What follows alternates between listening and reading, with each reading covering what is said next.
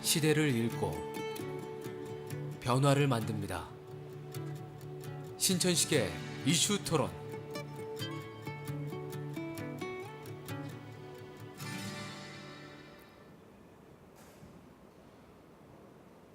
안녕하십니까. 신천식의 이슈 토론입니다. 최근 들어 사법부의 권위와 신뢰가 한없이 추락하고 있습니다. 사법 권력을 통한 사법 정의 실현, 어려운 일일까요? 오늘 전문가 모시고 이야기 듣는 시간 마련했습니다. 오늘 나오신 분 소개하겠습니다. 자기소개가 원칙입니다. 소개 좀 한번 해주시죠. 네, 저는 강지원 변호사입니다.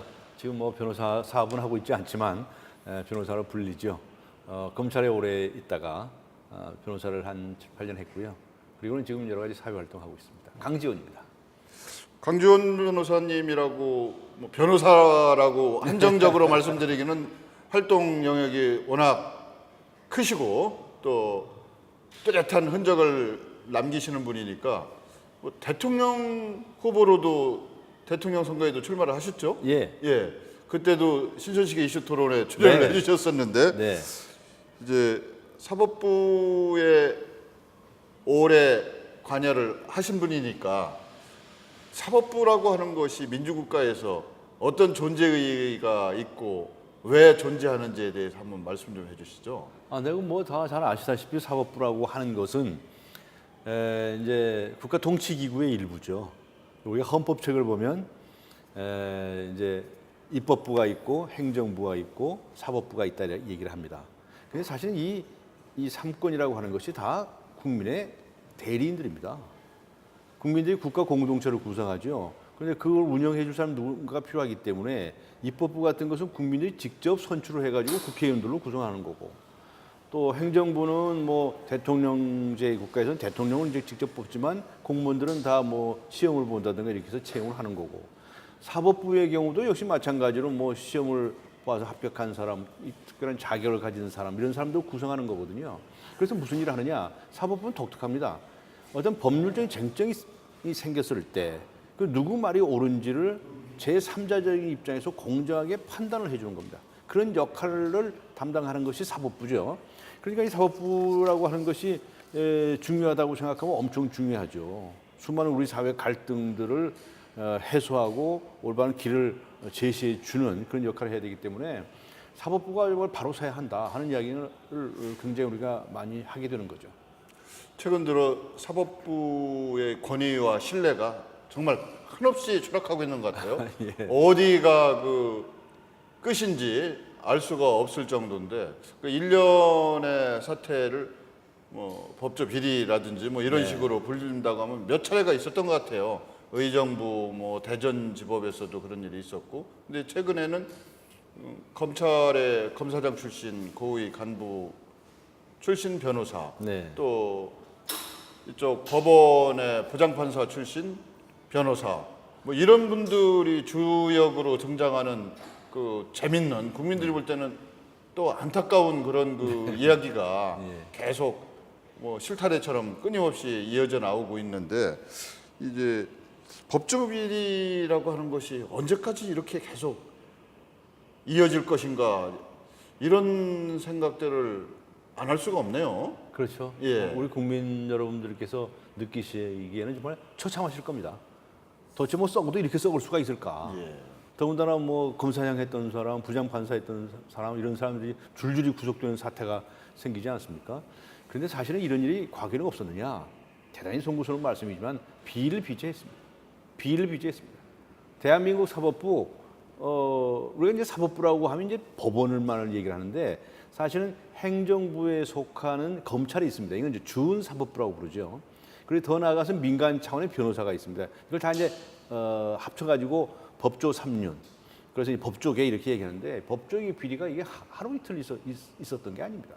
과거에도 무슨 검찰총장 했던 사람, 법무장관 했던 사람, 뭐 대법관 했던 사람 뭐 이렇게 해가지고 정말 추악하기 짝이 없는 일이 수도 없이 많았거든요. 그래서 저는 사실은 검찰을 그만두고 나온 지가 꽤 됐기 때문에 그 후에 좀 좋아졌을 줄 알았어요. 좋아지길 기대했고요. 그런데 요새 터져 나온 걸 보면 뭐 한때는 뭐 스폰서 검사 무슨 벤츠 무슨 뭐니 해가면서 정말 얼굴을 들 수가 없어요. 창피해서 말이죠. 얼굴 들 수가 없어요. 그래서 지금 이 문제는 지금 뿌리째 우리가 흔들어서 뜯어 고치지 않으면 절대로 우리나라가 한 발짝도 더 나갈 수가 없다.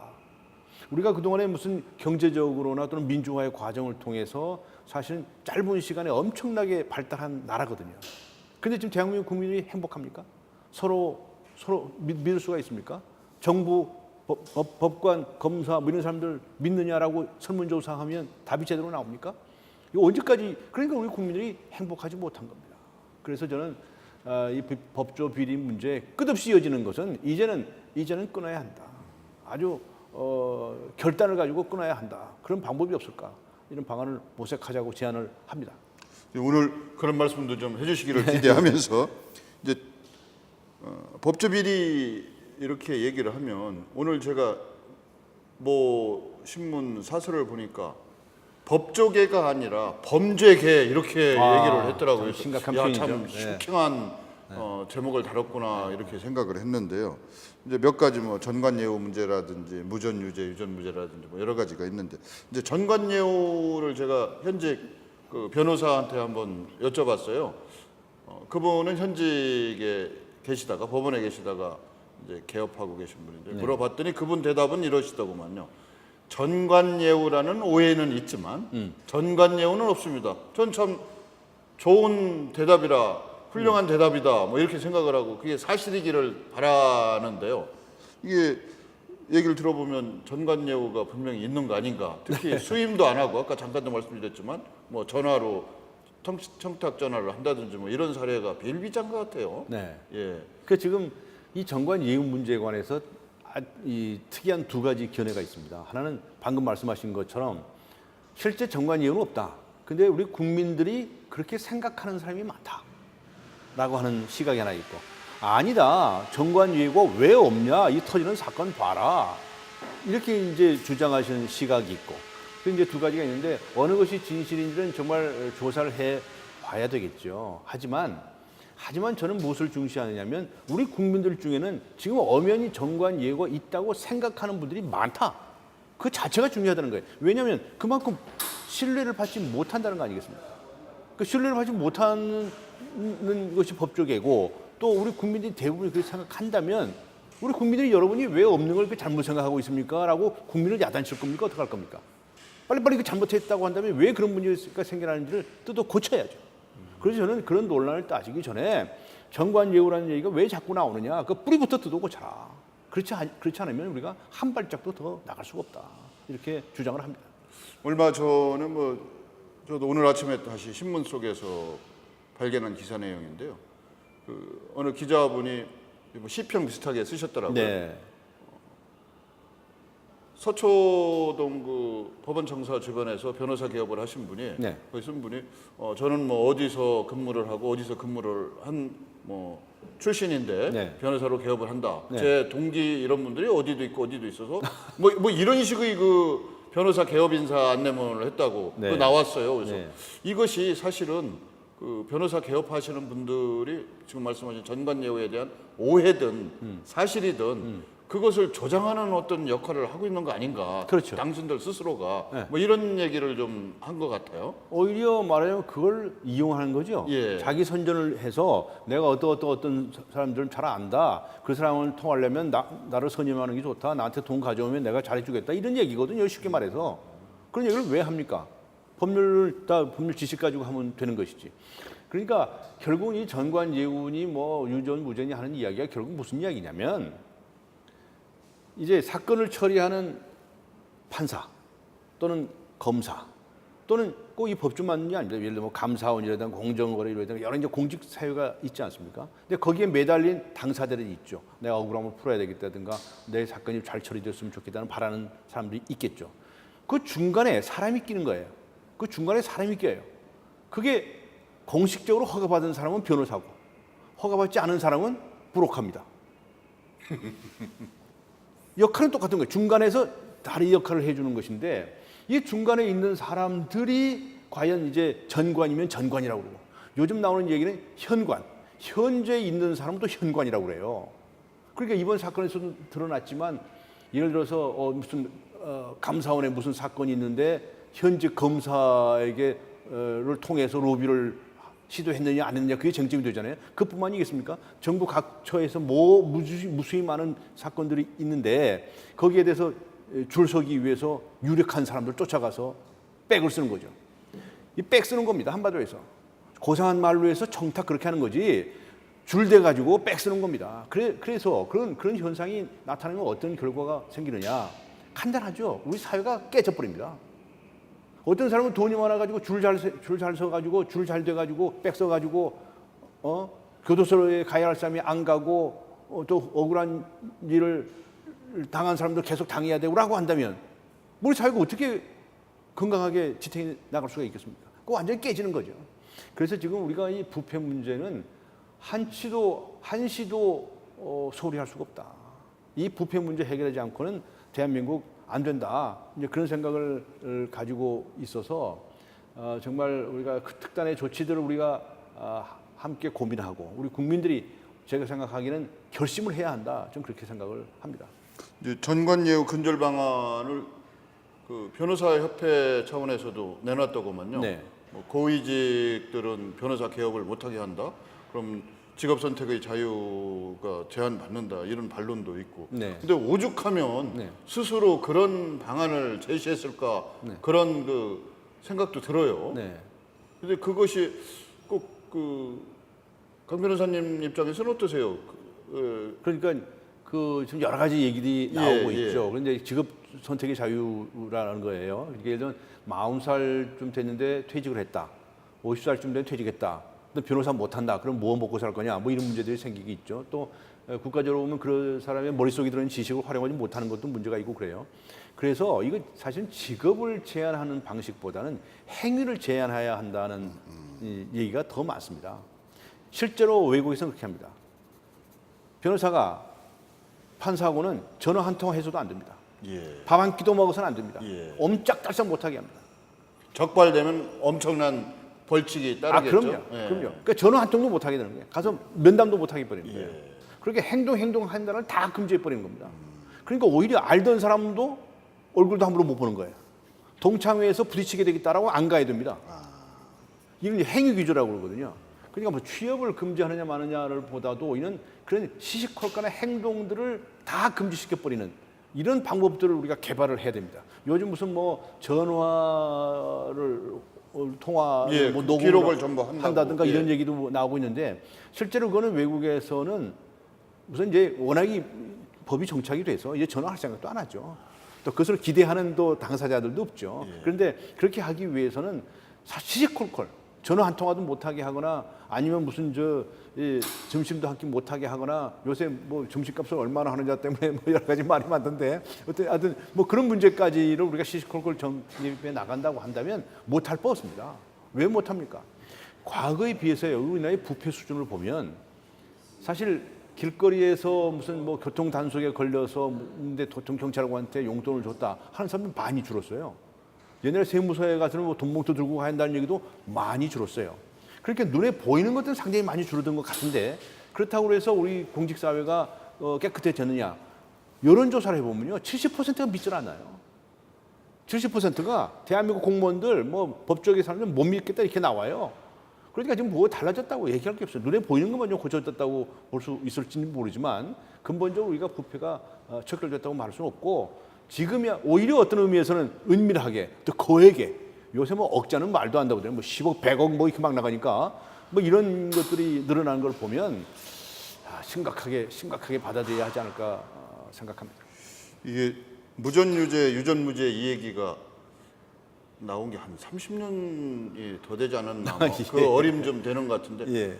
지씨성을 가진 그 범죄자가 가정집에 들어가서 인질 잡고 뭐 그런 얘기를 했지 않습니까? 창tum으로 이게 모든 국민들이 뇌리에 딱 유전무죄, 무전유죄구나 이렇게 얘기하는데 뭐 최근 들어서 뭐 언론에서 하도 활발하게 얘기를 하니까 뭐 수임료를 건당 50억씩 받아서 100억이다. 이런 것이 어떻게 가당키나 한 얘기인 겁니까? 아직도 믿겨지질 않아요. 저도 사실 믿기지 않습니다. 사실은 이제 법조계에서 그게 흔한 일이라고 하면 결코 흔한 일이 아닙니다. 그건 제가 말씀드릴 수 있습니다. 그런데 이제 그렇게 거액의 돈이 왔다 갔다 한다고 하는 것은 정상적인 변호사 활동이 아니지 않겠는가라고 하는 거죠. 뭐 뒷구멍으로 무슨 씀씀이가 있거나 뭐 이런 것들이 아닐까 이렇게 짐작을 하는 것이어서 그것은 제가 생각하기에도 아주 굉장히 예외적인 일이 아닐까라고 하는 거예요. 그런데 유전무죄 뭐 이 얘기는 아주 오래된 얘기거든요. 실제로 예를 들어서 무슨 어떤 재벌 회장이 구속이 됐다. 근데 다른 평범한 사람들일 것 같으면 석방이 안 되는데 왜 석방이 됩니까? 왜 집행유예 안 되는데 왜 집행유예 됩니까? 뭐 공적으로 해야 할 일이 많고 뭐 회사도 경영해야 될 그 이야기를 하지만 그게 이유가 될 수 있겠어요? 법 앞에 평등한데. 그러니까 그런 점에 있어서 국민들은 우선 불신을 하는 겁니다. 특권이 있거나 무슨 뭐 재력이 풍부하거나 이런 사람들은 잘도 빠져나가더라. 근데 우리 같이 아까 말씀하신 것처럼 이 조폭이거나 아니면 무슨 이런 친구들이라고 하면 뭐 돈도 없고 유명한 변호사도 비싼 변호사도 선임할 수 없고 그러니까 맨날 감옥사만 해야 되고라고 차별의식을 갖는 거죠. 그래서 우리는 법 앞에 평등하다는 것은 다른 것이 아니고 특히 그 돈 앞에 평등을 해야 됩니다. 이 돈에 얽매여 가지고 이 탐욕의 세상을 만들어 나가는 우리는 정말 고쳐 나가야 하지 않을까 싶습니다. 그 외국 같은 경우 보면 그 보석금 제도라고 하는 게 있지 않습니까? 돈을 그 범죄의 뭐 경중에 따라서 얼마를 한다든지 그분의 신분에 따라서 피의자의 신분에 따라서 뭐 얼마를 본다든지. 그렇죠. 그런데 거기도 유전무죄, 무전유죄라고 하는 것이 어떻게 보면 비슷한 맥락에서 통하는 거 우리나라도 아닙니까? 보석금 제도가 있죠. 아, 우리도 있지만 이제 보석금 제도 외국 같은 경우는 있고 그것이 아예 이제 도주 우려가 많거나 또는 뭐 범죄의 형이 아주 크거나라고 하면 그쪽에서는 주로 이제 불구속 재판을 원칙으로 하기 때문에 웬만하면 교도소에 안 가도 놀라고 합니다. 재판할 때까지는. 그러니까 다 내보내주는데 형이 크다 그러면 아무래도 벌금을 많이 내야 될 것이고 형이 좀 작다 그러면 작을 것이 예상된다면 적게 내는 것이고 하는 것이어서 그것을 보고 유전무죄 또 다른 차원이다. 다른 차원의 예. 얘기라고 봐야 되지 않겠냐. 부패하고 관련된 얘기는 인신 아니다. 구속에 대해서 상당히 신중하고 네. 우리하고는 좀 부패 틀리다. 문제하고는 좀 거리가 있다고 예, 생각을 알겠습니다. 합니다. 이제 어떻게 보면 개인의 문제라고 하기보다는 구조적인 문제다, 제도적인 문제다 이렇게 또 얘기할 수가 있습니다. 네. 그 법조 비리라고 하는 거. 왜냐하면 재판이라고 하는 것이 이제 일반인들은 접근하기가 좀 어렵지 않습니까? 물론 이제 방청을 한다든지 뭐 기록을 본다든지 할 수는 있지만 그 재판의 비밀주의라고 할까, 폐쇄주의라고 할까 이런 것이 아주 강하게 국민들이 느껴지고 있어요. 이제 그런 부분도 어떤 그 개선할 수 있는 여지가 있지 않을까, 그거 한 말씀 드리고 네. 또 이제 검찰이 기소 독점권이라는 걸 갖고 있지 않습니까? 조금 심하게 얘기하면 검찰이 기소하면 법원에 처벌을 받게 되는 거고 기소하지 않으면 면하게 되는 거 아니겠습니까? 이런 것이 어떤 문제의 출발이 아니냐 이렇게 얘기하시는 분들이 있더라고요. 뭐 좋은 말씀들이죠. 예. 여러 가지 방안들이 지금 나오고 있습니다. 예. 재판의 비밀주의라고 말씀하셨지만 사실은 재판 공개하게 돼 있거든요. 다 공개 재판하게 돼 있습니다. 그런데 이제 판사들이 방에 앉아가지고 또는 검사가 또 방에 앉아가지고 무슨 짓을 하는지 모르겠다는 거 하는 건데 그건 뭐 서류 검토하고 뭐 하겠죠. 근데 중요한 건 뭐냐면 그때 누구한테 비밀스러운 청탁을 받느냐, 비밀 전화 같은 거 하느냐 이게 문제죠. 국민들은 그걸 두려워하고 의심을 하는 거 아니겠습니까? 그래서 뭐 공개적으로 재판이 이루어진다 하더라도 그런 그 은밀하게 예를 들어서 양쪽 당사자가 있는데 한쪽 변호사로부터는 통화하고 한쪽 변호사하고 통화를 안 했다고 하면 당사자는 어떻게 느끼겠습니까? 그건 비밀주의라고 당연히 느끼게 되겠죠. 그리고 또 검찰 말씀도 하셨는데 이게 검찰은 기소 독점주의가 돼서 검사의 손을 거치지 않고서는 판사에게 갈 수가 없습니다.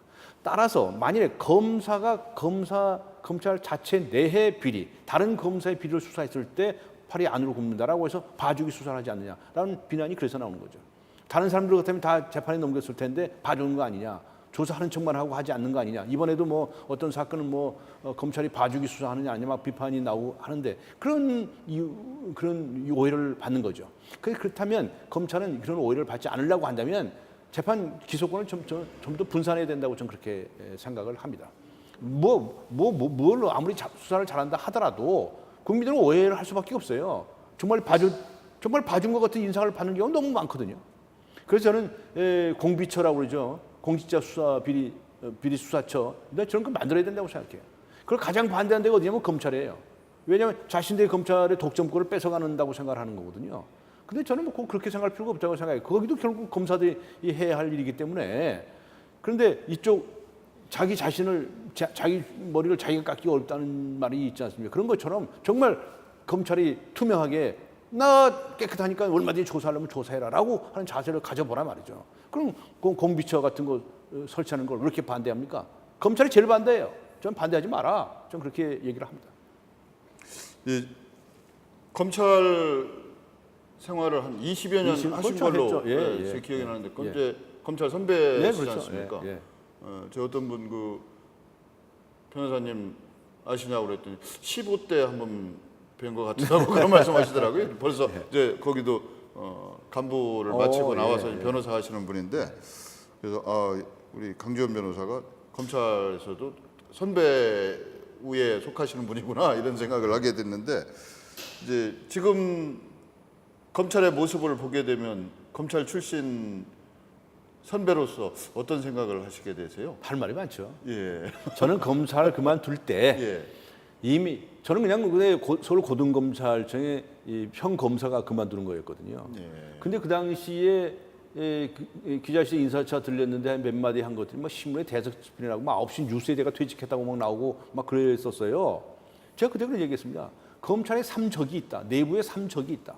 청와대 줄 대려고 하는 사람, 청와대 유착하는 사람들, 청와대 눈치 보는 검사들. 이런 사람들이 검찰을 다 팔아먹는 거다. 정치 검사들 물러가라. 저 그때 과감하게 퇴임하시면서 그런 말씀하신 겁니까? 정치 검사들 다 물러가라. 예. 다 고위층들이죠. 다 물러나라. 그런 얘기를 했죠. 그래서 제가 뭐 지금 이런 얘기 해도 될지 모르겠지만 저는 변호사 몇 년 하는 동안에 그것도 지금은 때려쳤지만 하는 동안에 검찰에서 무슨 전관 예우를 받거나 아니면 검찰이 소개해서 무슨 사건을 단 한 건도 없었습니다. 왜냐하면 저 강지원 변호사는 저 검사 출신인데 검찰 맨날 욕한다고 해가지고 오히려 거기다 부탁해가지고는 오히려 손해 볼 줄 모른다고 생각했겠죠. 그래서 우선 이제 검사들의 정치 검찰성 이거부터 때려쳐라. 출세주의, 좀 정치권을 잘 보여가지고 한 자리 해보려고 하는 이런 썩어빠진 생각부터 뜯어 고쳐라라고 하는 것이고, 그 두 번째는 뭐 돈으로부터 해방되라. 이번에도 보세요. 뭐 누가 이제 현직 검사도 저번에 무슨 문제가 있어가지고 구속된 적도 있고 뭐 그랬는데, 하여튼 검사라고 해서 부패하지 않은 집단이죠. 절대로 국민들은 그렇게 생각하지 않는다. 있다면 낱낱이 캐내서 다 밝혀라. 그래야 이 젊은 검사들, 이 사랑하는 이 젊은 검사들이 저렇게 해서는 안 되는구나. 내가 검찰에서 공직에 봉직하는 동안에 정말 저는 사람이 되어서는 안 되겠다라고 그렇게 느끼지 않겠습니까? 그래서 검찰이 정말 완전히 좀 새롭게 태어나서 조금은 비리라 하더라도 오히려 자기 자신에게 더 가혹하게 이렇게 처벌하는 그런 풍토를 만들어 주세요. 그래야 여러분들이 국민으로부터 신뢰를 받을 수 있을 거다라고 얘기하고 싶습니다. 예, 사실 사법부에서 하는 일이 어떻게 보면 최후의 권리 보호 장치라고 볼 수가 있거든요. 오히려 국민들이 보호해줘야지. 예. 또 어떤 면에서 보면 판례를 통해서 새로운 정책 방향을 결정짓는 정책 결정권도 있는 것 같아요. 그렇죠. 뭐 갈등도 또 갈등의 당사자들끼리 조정하는 역할도 하게 됩니다만, 사법부의 사법 권력의 핵심이 이렇게 그야말로 어떤 권력에 비해서 막강하고 또 가장 공정하게 행사가 돼야 될 텐데, 그러지 못하니까 이제 국민들로부터 불신을 받고 어떻게 보면 사법부가 정말 엄청난 위기에 봉착돼 있다 이렇게 말할 수밖에 없는데요. 이 사법 권력의 신뢰 회복, 또 아니면 국민들이 그 사법정의 실현하기 위한 방안 뭐 별도로 생각하시는 게 있으면 저는 뭐 한마디로 해서 이 판사들, 뭐 검사도 포함해서 이런 사람들의 잘못된 출세주의가 큰 화근이다, 저는 그렇게 생각을 합니다. 도대체가 이 사람들이 성장하는 과정에서 또 그리고 과거의 인물들도 마찬가지입니다. 우리나라가 이 변화해 오는 과정에서 굉장히 치열한 경쟁과 거기에서 어떤 돈이나 권력이나 사회적 지위를 취득하는 것이 출세다라는 고정관념이 쌓여 있습니다. 그래서 어떻게 해서 나무를 깎아내리고 내가 보고자 하는 그런 사고에 꽉 차 있었거든요. 그래서 그런 사람이 이 출세한 사람을 생각하고 그렇지 못한 사람은 처진 사람이라고 생각하는 게 너무나 많아요. 지금 그 출세주의가 어떻게 나타나느냐? 돈에 대한 유혹이고 하나는 이 연고주의에 대한 유혹으로 나타납니다. 돈을 좀 많이 챙겨야 된다. 그래야 내가 성공한 사람이 된다라고 생각하는 거죠. 그리고 또 한 가지는 이 연고주의입니다. 그저 뭐 동창, 무슨 지영, 무슨 동기생 뭐 이렇게 쫙 퍼져가지고 사람들 많이 알면 나중에 변호사 할 때 사건들도 많이 와가지고 부자가 되겠지라고 하는 겁니다. 그것이 이제 이쪽의 사회적 지위를 얻는 거라고 생각을 하는 거죠. 그러다 보니 도대체가 다 썩어가는 거예요. 그러니까 썩어가는 거예요. 저는 근본적으로 우리가 사회가 지금 법조계만 이러냐? 절대로 그렇지 않습니다.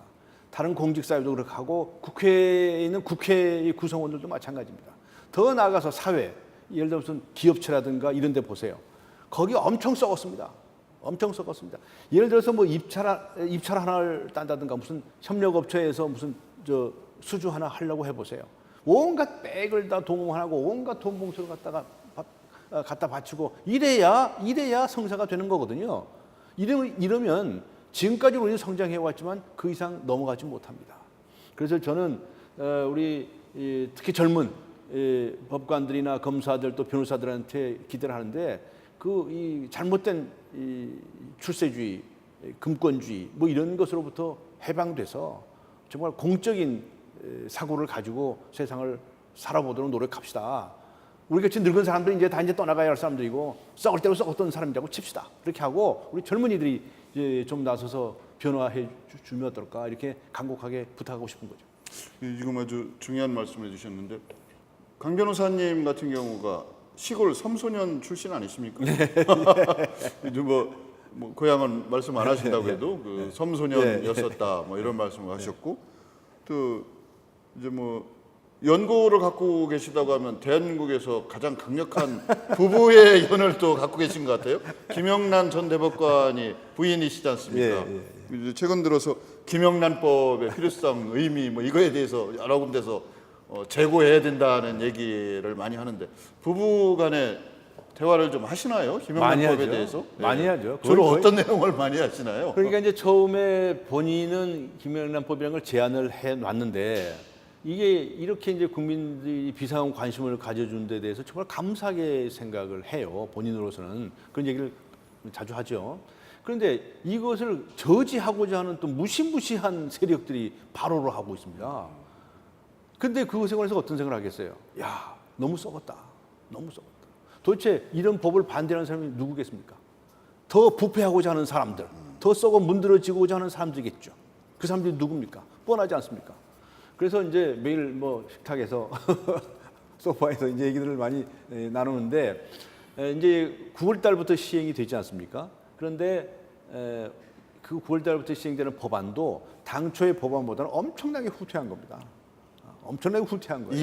이미 후퇴된 거예요. 예, 완화가 돼 있다. 완화가 된 거예요. 예. 근데 그나마도 지금 어쩌고 또 뭐 헌법재판 하는 어쩌고 하고 있으니까 지금 그 김 전 대법관은 꼭꼭 숨어 있습니다.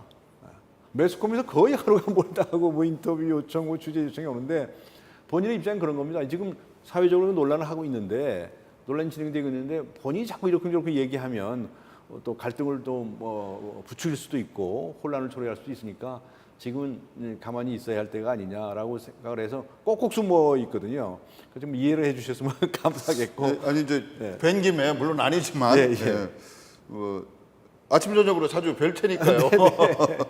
한 집에서 계시는 거 아닙니까? 네. 예. 한 가지만 여쭤보면 이제 주로 김영란법이 시행되고 나면 가장 큰 피해자가 농민과 어민일 것이다. 네. 뭐 이런 얘기들을 많이 해요. 네. 그 다음에 그 요식업 종사자들 그분들이 영세한 분이거든요. 영세 자영업자들이 손해를 크게 본다. 이분들에 대한 재고는 필요하지 않을까 이런 얘기들이 많이 나오고 있어요. 네. 그 점은 어떻게 좀 생각하시는지? 그거는 이제 법 자체의 문제가 아니고 예. 법에서 시행령으로 위임이 돼 있습니다.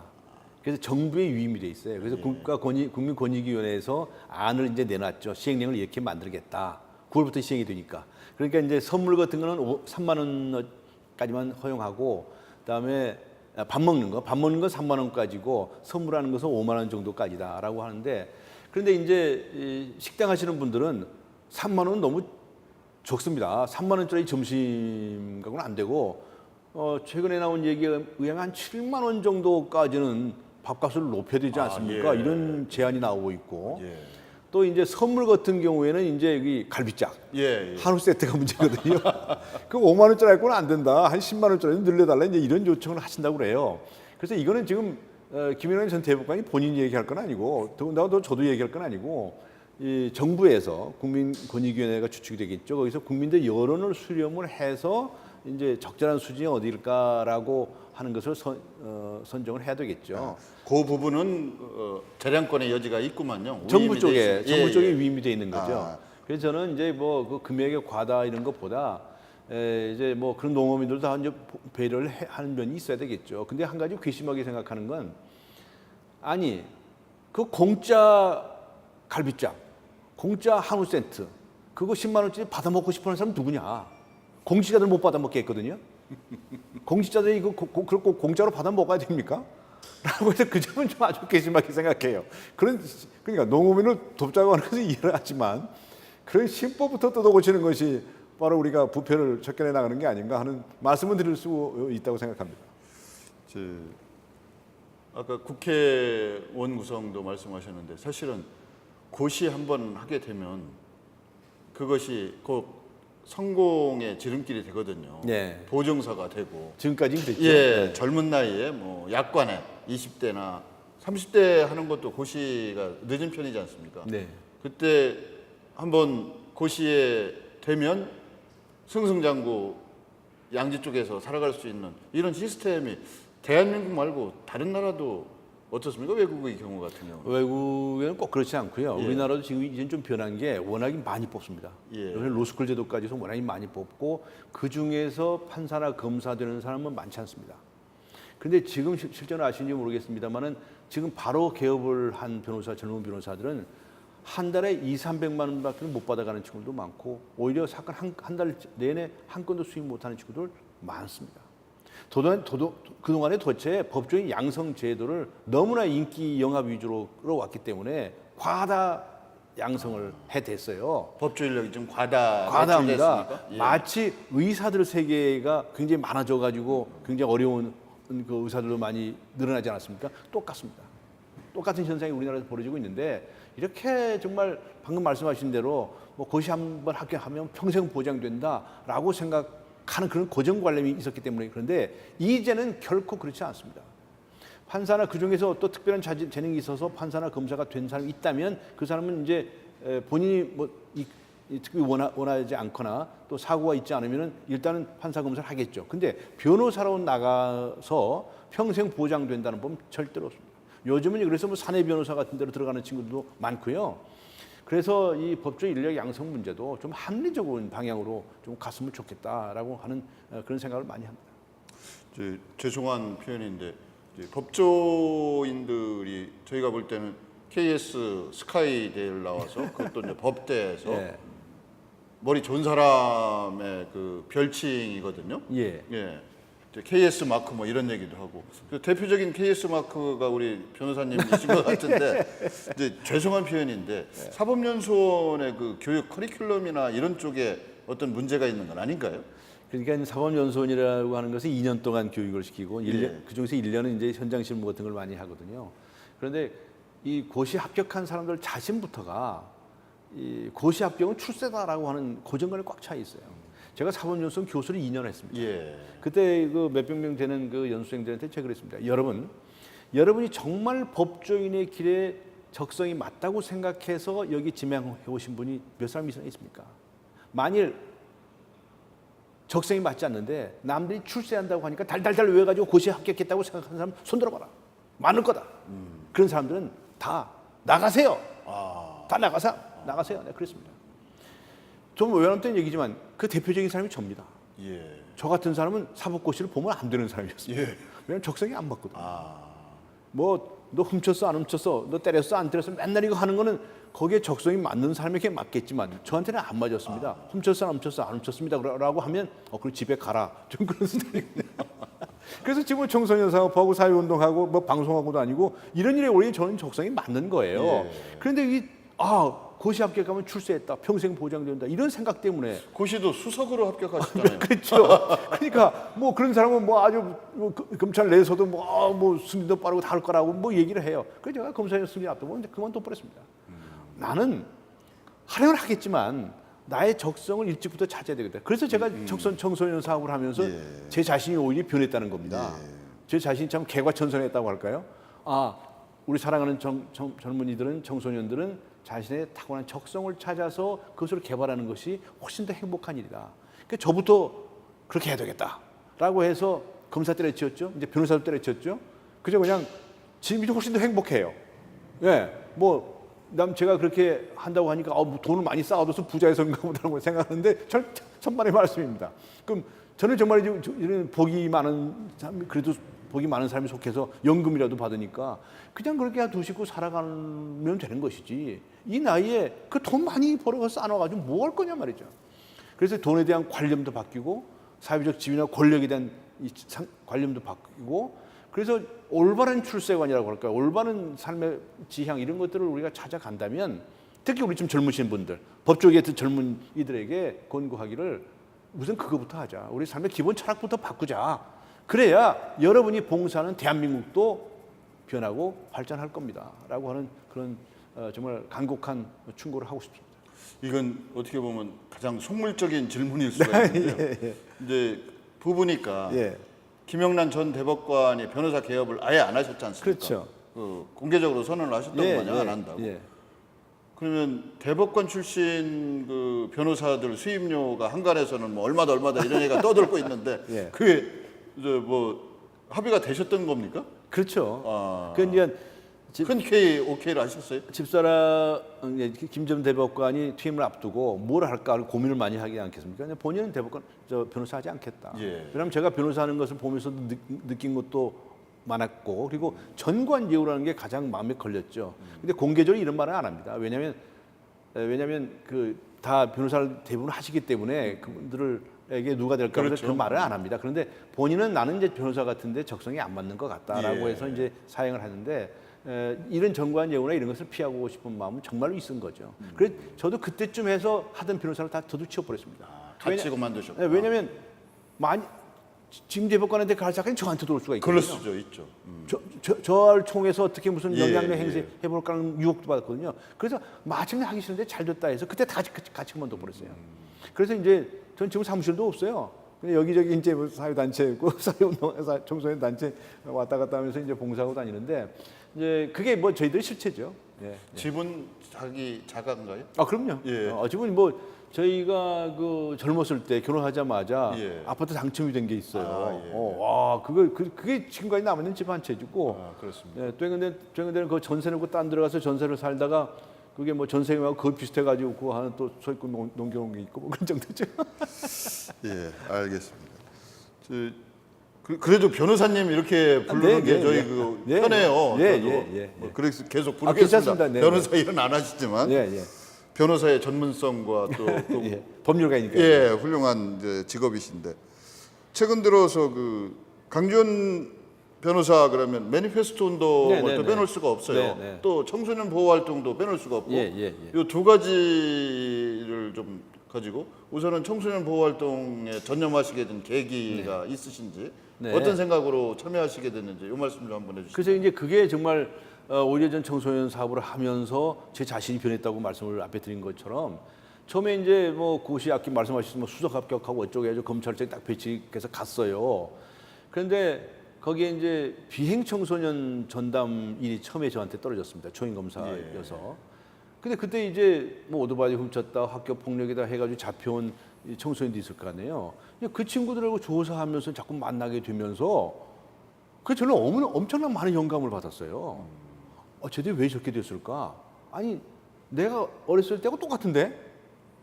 근데 왜 저렇게 고통받지? 이렇게 생각을 하게 되지 않았습니까? 그래서 제가 그때부터 그 호기심에 심리학책, 정신분석학책, 심지어는 종교학책, 의학책에까지도 손을 대고 보기 시작했는데 그걸 너무나 많이 제가 공감을 했었어요.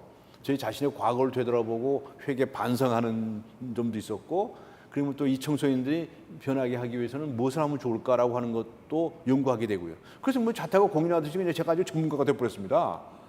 그래서 이제 사실은 검찰에 있는 동안에도 청소년들을 만나고 선도할 수 있는 그런 자리를 자청해서 자원해서 다녔었거든요. 청소년 보호위원장을 한 것도 마찬가지입니다. 그렇게 하다 보니까 연구가 성과가 있는 거죠. 저 청소년들이 지금 하기 싫은 일 억지로 하고 강요를 하고 이래서 저렇게 삐뚤어져 나가고 그럴 수가 있겠구나.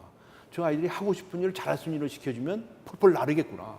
제가 실제로 많은 청소년들을 상담하면서 이제는 이렇게 그렇게 안 물어요. 너 왜 때렸어? 왜 학교 폭력했어? 왜 부모한테 대처했어? 왜 가출했어? 안 물어요, 전. 뭐라고 묻는 줄 아세요? 너 지금 제일 하고 싶은 게 뭐야? 뭘 제일 잘하냐? 이건 뭘 봐요? 저요? 축구요. 아니요, 저는 만화 그리는 거예요. 얘기하잖아요. 그거 해. 그거 해. 그거 할 수 있도록 막 도와주는 거예요. 라고 하면 이 친구가 거기에 빠져가지고 딴 생각을 안 해요. 친구를 괴롭힐 생각도 안 하고요. 가출할 생각도 안 해요. 그게 저게 자기를 발견하는구나. 그래서 제 자신도 변해야 되겠구나라고 해서 이제 개과천선이라는 말이 딱 맞는 것 같아요. 제 자신도 변하고 고쳐나가기 시작했죠. 네. 이제 매니페스토 운동이 한국 정치사에 끼친 영향도 상당할 거라고 생각이 돼요. 네. 매니페스토 대상 받은 걸 지역 유권자에게 알린다든지 이런 것이 선거 공보 이제 같은데. 하나의 관행이 됐어요. 네. 그래서 매니페스토 운동을 펼치시게 된 어떤 계기가 있으신가요? 그게 이제 2006년도인데요. 제가 이제 청소년 운동하고 청소년 운동하다 보니까 청소년들의 절반은 여성이잖아요. 여성 운동 또 무슨 아이들에 대해서 술 담배 못 팔게 하는 운동도 하고 여러 가지 사회 운동을 많이 하니까 이 정치 개혁을 하자고 하시는 분들이 찾아오셔서 같이 공동 대표를 하자 이렇게 해서 시작이 된 거예요. 근데 저는 그때도 그렇고 지금도 마찬가지고 저는 정치권에 발을 한 발짝도 안 디디는 사람이거든요. 앞으로 그럴 생각이 전혀 없는 사람이거든요. 근데 난 정치 개혁 운동을 해야 되겠다. 왜냐하면 그냥 사회 개혁을 그렇게 부조지했지만 정치권이 변하지 않고는 도저히 안 되겠어요. 그래서 이제 정치 개혁 운동에 나섰었죠. 그래서 사실 대통령 선거에도 출마를 한 겁니다. 그런데 그 전이나 후나 아직도 정치권은 바로 한 발짝도 안 딛고 있잖아요. 그래서 저는 순수하게 이제 매니페스토 운동을 하기 위해서 대통령 선거 이렇게 하는 거다. 플라카드 다 하나도 안 붙이고 유세차는 춤추고 하는 거 하나도 안 돌리고 그거 다 돈 드는 거거든요. 저도 그때 선거사무소 가서 줄 서가지고 밥 한 끼 얻어먹고 왔습니다. 너무나 감사했었는데 이렇게 하는 거다. 선거는 이렇게 하세요라고 하는 걸 보여주려고 그런 거거든요. 한 후보가 500억씩 국민 세금 가지고 다 낭비하지 않습니까? 그 돈 자기들 어디가 이뻐서 그 돈 하려면 자기 돈 가지고 하라고 그러세요. 그래 하겠어요? 그래서 이제 매니페스토 운동을 했는데 그런데 제가 너무나 좌절을 느낀 것이 그렇게 매니페스토를 강조했음에도 불구하고 정치권이 얼마나 변했느냐. 변한 게 분명히 있습니다. 지금도 이번에도 이제 신공항 그것도 매니페스토로 제공했다가 물러서는 거거든요. 그렇습니까? 이명박 대통령도 그 매니페스토 제공했다가 물러선 거거든요. 이미 공개를 했으니까. 매니페스토 선거 공약에 나오는 얘기예요. 그런데 물러서는 거니까 이런 걸 하지 말라는 거거든요. 그리고 그 외에도 수도 없이 이제 예를 들어서 금년 초 작년 같은 경우 보면 이건 대통령 선거 때 공약이 잘 됐느냐 안 됐느냐 그런 논쟁이 많이 있었잖아요. 한 10년 20년 전에는 그런 얘기가 없었습니다. 이제는 이제 출마하시는 분들도 공약이라는 걸 만들고 지켜야 된다는 걸 많이 인식을 하게 되셨어요. 그 점에 대해서는 정말 저는 엎드려서 감사하다고 생각을 해요. 그런데 매니페스토 운동은 거기서만 그치는 게 아닙니다. 정책 가지고 경쟁하지 다른 거 가지고 쌈박질하지 마라. 치고받고 쌈박질. 개파 만들고 무슨 조직하고 말이죠. 전국에 사람들 긁어 이런 짓 하지 말라는 거예요. 이 정책 선거 공약 가지고 종이 한 장 가지고 서로 선거 운동하면 되지. 뭐가 그렇게 사람들 긁어모으고 대중 연설을 하고 그 난리 구설합니까? 그 다 돈 드는 거예요. 다 돈 따발입니다. 근데 이런 거는 아직 고쳐지진 않아요. 그래서 저는 다음 선거부터는 그래도 좀 고쳐졌으면 하는 그런 기대를 가지고 지금 정치하시는 분들, 저는 정치를 안 하지만 정치하는 분들에게 끄짐없이 저는 얘기할 겁니다. 제발 그따구 선거하지 마세요. 그따구 정치하지 마세요. 그 헌법도 개정하고 정치 관련 법도 개정하고 하세요.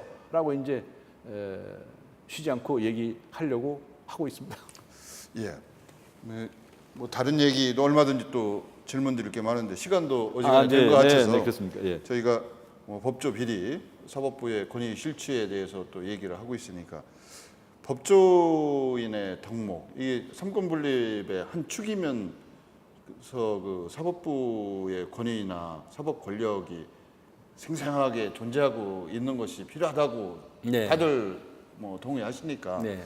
그 사법부의 핵심적인 구성원들이 사람 아닙니까 결국 그렇죠. 법조인. 네. 그 법조인에게 필요한 덕목을 든다면 어떤 말씀을 해주실 수 있나요? 그 뭐 좋은 말씀이 굉장히 많겠지만 예. 딱 부러지게 한 가지만 말씀드리면 사심을 버려라라고 얘기하고 싶습니다. 판사나 검사는 물론이고 변호사들도 사심을 갖게 되면 이상한 짓들을 하게 됩니다. 판사, 검사들 사심을 버려라. 돈에 대해서 사심을 가지게 되면 돈다발을 자꾸 챙겨야 되겠죠. 청렴해질 수가 없습니다. 돈에 대해서 사심을 버려라. 권력이나 사회적인 지위나 뭐 명예나 이런 데에 사심을 버려라. 그러면 사심을 갖게 되면 편파적인 재판을 하게 되고 편파적인 수사를 하게 돼요. 편파적인 변론을 하게 됩니다.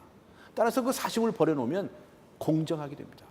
따라서 우리가 공정하고 청렴한 사람이 되려고 한다면 내 가슴 속에서 수없이 올라오는 돈에 대한 사심, 권력에 대한 사심, 명예에 대한 사심, 이 사심을 버려라. 이것을 저는 탐욕이라고 합니다. 이 탐욕이 얼마나 무서운가. 뭐 더 길게 말씀드리지 않아도 아실 것 같은데 이건 정말 우리 모두가 다 무슨 도사가 되지 이런 뜻은 아니지만 수양한다는 차원에서 내 자신이 탐욕을 버리고 사심을 버리는 노력을 해야 그래야 우리가 내가 아닌 다른 사람을 배려할 수 있게 됩니다. 내 마음속에 이 가려져 있던 사랑의 마음이 솟아날 수 있을 거다. 그래야 우리가 서로 이웃도 사랑하게 되고 또 옆집 사람도 사랑하게 되고 우리 공동체도 사랑하게 되겠죠. 특히 법조인들은 정말 사명을 띠고 있는 사람들이다. 사심을 버려서 우리 다 같이 함께 좋은 세상을 만들어 나가는데 기여할 수 있었으면 좋겠다고 제안하고 싶습니다. 그래도 양심 있는 법조인 또 보다 나은 공동체 세상을 꿈꾸는 법조인들도 많이 계시죠? 있죠. 다수는 그러실 거라고 생각이 됩니다. 네, 뭐 그런 분들도 참 좋으신 분들 참 많이 있으시죠. 예. 그런데 이런 사건이 터질 때마다 예. 다 매도되는 것 같아서 안타까운데 들어서 우리가 협력을 해서 이 판에 좀 판 좀 바꾸자. 그런 소지는 얼마든지 있다. 우선 국민이 믿질 않는다. 국민을 믿게 해 드립시다라고 하고 싶습니다. 머리 좋으신 분들이잖아요. 법조인들이 고시가 아무나 되는 것도 아니고 그만한 기대가 있는데 또 실망도 큰 것 같아요. 기대했다가 미치지 못하는 부분. 그건 또 잘 해결될 것이다. 뭐 내부에서 자정작용을 통해서 스스로 법 쪽의 사법 권위가 확립될 수 있다 이렇게 보시나요? 그 말씀 하나. 글쎄요. 근데 우리 사회 전반의 문제라고 저는 이해하기 때문에 우리 사회 전체가 아주 탐욕적인 뭐 예를 들어서 경제 성장, 출세주의 뭐 이런 것들이 너무나 많이 있어요. 그래서 우리 사회의 지향점, 정말 좋은 삶이란 게 무엇이냐라고 하는 가치관을 다시 세워야 된다고 생각합니다. 그동안에는 뭐 경제 성장, 민주화하면 다 잘 사는 줄 알았거든요. 그게 아닙니다. 우리가 옳은 좋은 삶이라고 하는 것은 뭐 예를 들어서 아리스토텔레스가 에우다이모니아를 얘기한 것처럼 이렇게 뭔가 우리 인간다운 삶, 참된 삶, 선한 삶 이런 삶을 추구하자. 우리 사회 전체 공동체가 그렇게 나가자. 그렇게 나감에 있어서 특히 권력층에 있는 사람들, 지도층에 있는 사람들이 솔선수범했으면 좋겠다라고 하는 것이기 때문에 큰 가치관, 삶에 대한 기본 철학부터 바로 세울 수 있는 방법은 없을까? 저 자신도 지금 목화 연구하고 있고 공부를 하고 있습니다. 대통령 선거에 어찌됐든 출마를 하셨던 분이고 대한민국의 미래를 어떻게 보고 계십니까? 참 많은 분들이 그래도 전망이 있다라고 말씀하시는데 그 노력 여하에 달려 있다고 생각합니다. 지금이 바로 그런 뼈저린 노력을 해야 할 시기라고 생각하거든요. 그 노력의 방향이 바로 이제 경제적인 것, 또 민주화를 뛰어넘는 좋은 삶, 선한 삶, 그런 삶을 위한 그런 가치관을 세우는 노력을 하는 데 따라서 달라질 것이라고 그렇게 믿습니다. 신천식의 이슈 토론 잘 보셨습니까? 꿈과 행복이 그리고 사회 정의가 실현되는 대한민국의 미래를 다 함께 기대하면서 오늘 신천식의 이슈토론 마치겠습니다. 고맙습니다. 감사드립니다. 감사합니다. 고맙습니다. 아, 머리 잘하시네요. 무슨 아나운서 같으세요. 아니 무슨 말씀이세요? 짧게. 말씀을 너무 잘해주신 아, 거죠. 저야 뭐 맨날 하는 얘기인데. 시대를 읽고 변화를 만듭니다. 신천식의 이슈 토론.